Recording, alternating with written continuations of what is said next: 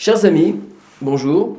Alors, ce qu'on va faire maintenant, on va vous lire un morceau du Menorat Maor, Ner Gimel, Klal Vav, Perek Dalet, qui l'auteur du Balamor, c'est Rabbeinu Yitzhak Abouav, Asfaradi, et c'est un livre qui englobe une grande partie de la mystique juive. Et voilà que là-bas, il parle au niveau de la fécondation de l'être humain. Et là-bas, il nous dévoile un secret fondamental, et je pense que c'est important de le dire ici.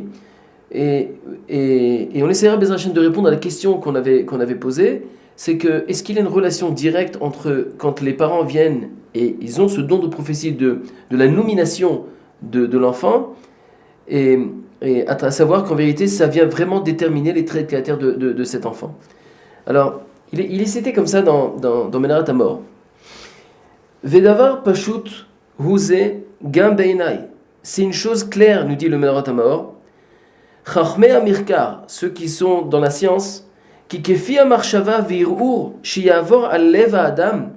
Ça veut dire que la marshava, la pensée, et les choses que les gens vont la réflexion qu'il va avoir dans le cœur des êtres humains, de l'homme et la femme, Bishat Riburam, au moment qu'il va avoir la fécondation, c'est-à-dire au moment qu'ils vont avoir leur relation intime, Iye Avlad Mouchan Vimetsuya. Ça veut dire, tout dépendra, c'est-à-dire de la façon comment l'enfant va être, comment va sortir. En vérité, ça dépend totalement de la pensée des parents au moment de la fécondation. C'est-à-dire, au moment qu'il y a eu cette relation, jusqu'à combien qu'il va avoir une relation d'amour saine, sincère, et pure entre les deux, des bonnes pensées entre les deux, une pensée de hava, d'amour propre et sincère, jusqu'à combien qu'il va y avoir une fusion entre les deux, tel va être l'enfant et les traits de caractère vont sortir de cet enfant. Ils ont rapporté même des preuves, tous ces chachamim, c'est-à-dire des scientifiques. Shiyalda ben Shachor, c'était une femme qui était une femme de couleur blanche, et elle a enfanté un enfant qui était noir, un enfant qui était un petit peu brun comme ça. Et cette femme, c'était une reine d'un roi, et il s'avère que ce roi et cette reine étaient tout blancs. Donc comment ils ont fait pour avoir un enfant noir? Donc il y a eu des soupçons. D'où il est venu celui-là? Et le roi a décidé peut-être de la tuer. Parce qu'il a pensé qu'elle avait fait l'adultère. Aksheba Chacham Echad Va'amar, je sais qu'il y a un Chacham qui est venu qui a dit Shema Irera Beshat Tashmish Ba'adam Shachor. Peut-être cette femme, cette reine, pour le moment qu'elle était avec son mari, avec le roi, peut-être elle pensait à des choses, peut-être elle pensait à des choses noires. C'est pour cela que ça a donné de l'influence et ça dans l'impact de l'enfant. Vebatku Vematsu Tsurot Shchorot Bemaskiot Oto Acheder Shishim Shubo. Et quand ils ont vérifié la chambre en question, ou que les parents étaient là-bas, ou que le roi et la reine étaient là-bas, il s'avère qu'en vérité, dans la chambre même, il y avait des objets de couleur noire.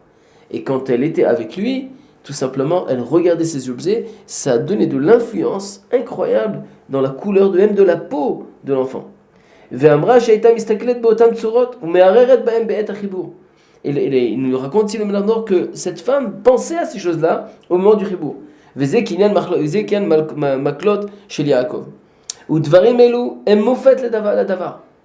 choses-là, c'est incroyable. Ceux qui auront une bonne pensée pure et sincère au moment de la relation avec sa femme.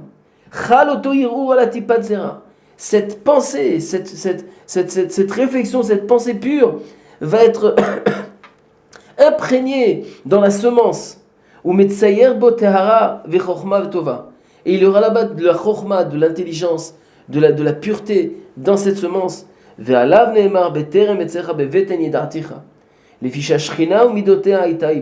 Et pourquoi cet enfant va sortir avec des grandes midotes? Tout simplement parce qu'il y a eu une bonne pensée au moment de la fécondation.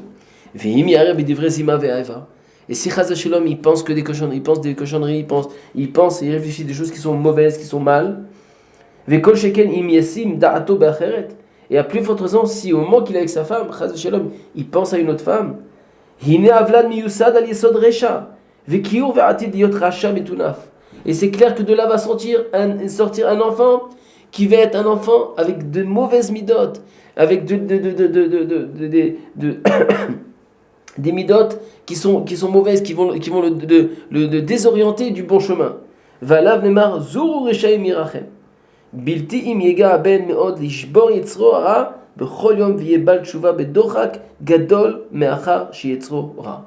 Maintenant, ça ne veut pas dire que l'enfant ne peut pas faire tshuva, mais ça va être très difficile pour lui. Il aura des pensées, il aura des mauvaises choses, des mauvaises tendances, des envies. D'où viennent toute cette histoire-là? Ça dépend de la fécondation. Maintenant, Vadaï, que s'il réussit à se travailler, à se travailler, à se prendre en main, il peut faire une grande teshuva et changer tous ses traits de caractère et les orienter dans le bon chemin. Aval baro veyadouaou, mais c'est clair que c'est difficile, beaucoup plus difficile qu'une personne qui a eu des bonnes midotes déjà à sa naissance. Chez Kavana Tachibou miyatzeret surat avlad. C'est clair que la Kavana, c'est-à-dire la pensée, la Kavana, quand je vais être la Kavana, c'est la pensée que je vais avoir au moment de la relation, va dessiner, va donner la tsura, va donner l'image de cet enfant. Anotsar. Ve'echad me'elef lo tatel leshum tzad acher. Zulati mitapech hayeled mitivo le'afro bekoach musar.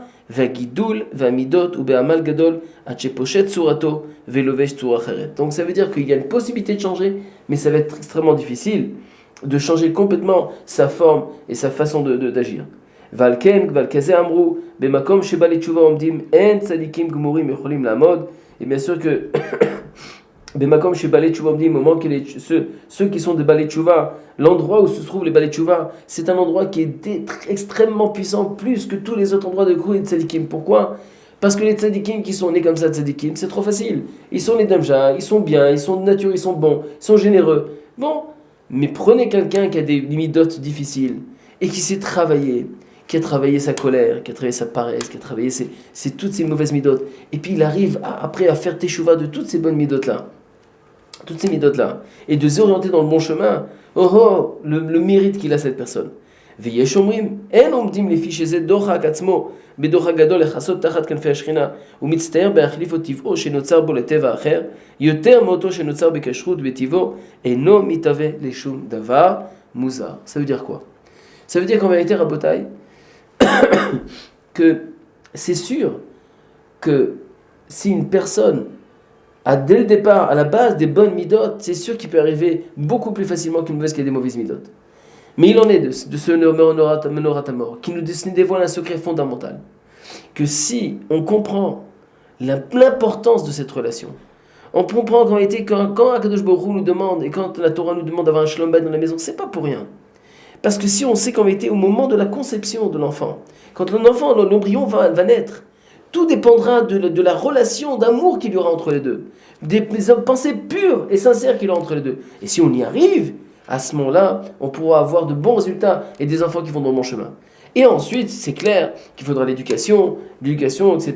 Et plus tu mettras du temps dans l'éducation à orienter, etc. de toutes ces bonnes forces, de les converger dans le bon chemin, c'est sûr que Bezrat Hashem, on aura la possibilité d'avoir des bons fruits et des bons enfants qui vont dans le bon chemin. Mais c'est clair que si il y a eu des relations qui ne sont pas dignes de ça, c'est pour cela que ça va aller dans le temps. Mais ça ne veut pas dire qu'il n'y a pas de possibilité de changer. Toute la tchouva, elle existe dans n'importe quelle circonstance. Toute personne peut changer. On ne peut pas dire, ah oui, moi je suis né comme ça, si je suis né mal, je suis un radin, je suis né radin, je suis né en coléreux, c'est pas de ma faute. Oui, ok, ben ça a l'air, c'est possible. Mais tu as le libre arbitre. Tu peux changer. Tu peux changer tous tes traits de caractère. Tout simplement, il faut savoir comment suivre les conseils de nos sages, de la Torah, pour arriver à obtenir un changement radical et converger même tous tes traits de caractère dans le bon chemin. Alors, je veux finir avec Orchot Tzedikim, et là il nous dévoile encore un deuxième qui vient compléter un petit peu ce Menorat Hamor. Et il dit comme ça. Il est rapporté dans l'Akdama, c'était dans la première partie de Orchot Tzedikim. Vekol amidot, kol adeot v'amidot. Ça veut dire quoi? Le Orchot Tzedikim nous vient et nous dit qu'il y a en vérité dans toutes ces midotes, il y a 3 degrés de midotes. Il y a des traits de caractère qui viennent à la base, au moment de la fécondation. Ça, ce sont des midotes, en vérité, que je ne peux pas vraiment changer, mais les orienter. Et il y a d'autres midotes qui viennent après, après la fécondation, qui est due tout simplement à l'éducation que j'ai reçue, à l'endroit, le pays où j'ai vécu. Et là-bas, ces midotes-là, je les ai acquises au moment que j'ai grandi, en étant un enfant, que ce soit au GAN, à l'école maternelle, au lycée, etc., etc. Et ensuite, il y a aussi des midotes que j'ai acquis tout simplement dues à des épreuves de la vie. Ça veut dire que j'ai décidé un jour, tout simplement, à prendre des résolutions dues à une expérience ou une épreuve de la vie que j'ai eue. Et c'est comme ça qu'on arrive. Donc toutes les midotes qui viennent après la naissance, ça je peux totalement les changer. Les midotes qui viennent avant la naissance, je peux les changer, mais quel va être le changement? Je peux les orienter. C'est-à-dire leur donner un kivoun, une direction différente que l'on connaît. Et donc c'est pour cela, Rabotai, qu'en vérité, toutes les prophéties aujourd'hui n'existent pas. Il n'y a plus de prophète. À l'exception d'un enfant, d'un fou et des parents au moment de la nomination de l'enfant quand ils viennent nommer leur fils. Ça veut dire que là-bas, le nom que tu vas déterminer en vérité, tu es en train de dévoiler quel va être tout sur le mazal, les traits de caractère, toutes les forces de cet enfant au moment de sa naissance. Et ça, c'est une révélation qu'Hachem a donné la possibilité aux parents d'avoir au moment de la naissance. Bien sûr, encore une fois, il y a le libre arbitre.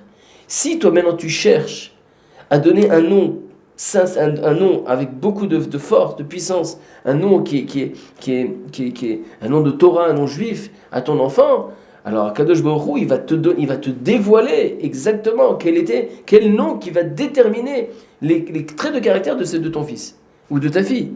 Mais si toi tu vas chercher des noms un petit peu bizarres, d'accord, tu as le libre arbitre de choisir ce que tu veux. Mais le problème c'est quoi? C'est que le mazal va être endormi. Et en vérité, les noms que tu vas donner à cet enfant vont pas forcément lui accorder toutes ses forces et toute sa possibilité de s'exprimer et de s'épanouir dans sa vie.